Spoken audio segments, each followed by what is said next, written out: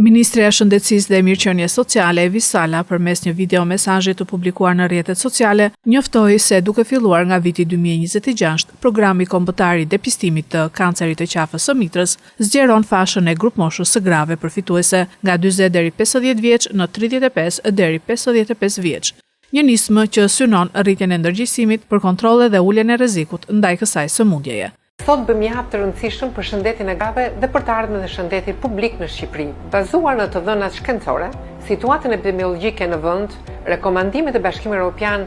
dhe në strategjinë globale të Organizatës Botërore të Shëndetësisë për eliminimin e kancerit të qafës së mitrës,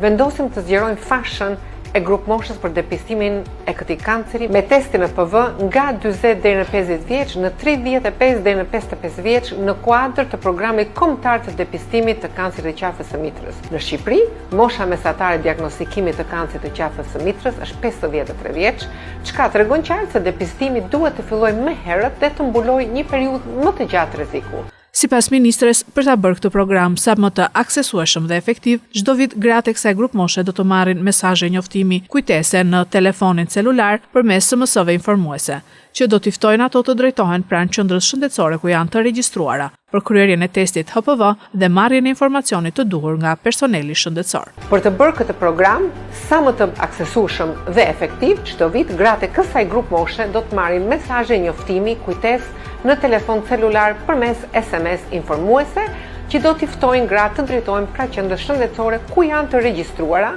për kryerjen e testit HPV dhe marrjen e informacionit të duhur nga personeli ynë shëndetësor. Ky është depistimi organizuar, i planifikuar dhe i barabartë për të gjitha gratë e grupmoshave specifike dhe është një shërbim publik i siguruar e garantuar falas nga Ministria e Shëndetësisë.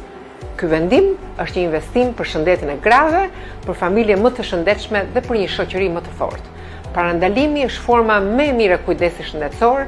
dhe ne zgjedhim të veprojmë në kohë duke forcuar programet tona të depistimit. Parandalimi është forma më e mirë e kujdesit shëndetësor, thekson Ministreja e Shëndetësisë dhe Mirëqenies Sociale Evi Sala.